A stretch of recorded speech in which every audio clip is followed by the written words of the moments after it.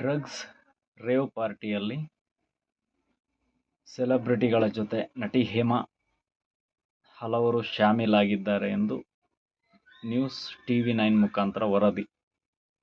ಓಡ್ತಿರೋ ಈ ಆಸಾಮಿಗಳನ್ನ ನೋಡಿ, ಇವರು ರಾತ್ರಿಯಿಡೀ ಮಾದಕ ಲೋಕದಲ್ಲಿ ಮೈಮರೆತು ದೂರಾಡ್ತಿದ್ದವರು.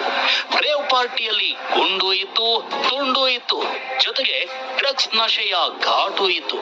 ಬೆಂಗಳೂರು ಸಿಸಿಬಿ ಪೊಲೀಸರು ಈ ಮಾದಕ ಲೋಕವನ್ನ ಭೇದಿಸಿದ್ದಾರೆ.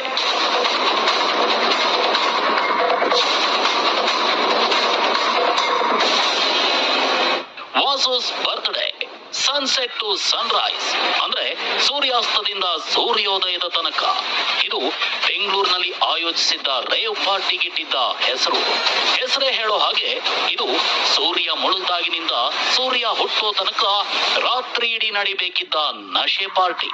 ಇಲ್ಲಿ ತುಂಡುಡುಗೆ ತೊಟ್ಟ ಸುಂದರಿಯರಿದ್ರು, ಮಾಡೆಲ್ಗಳು ಇದ್ರು. ಅಷ್ಟೇ ಅಲ್ಲ, ಚತುರ್ಭಾಷಾ ನಟಿಯೂ ಇದ್ಲು.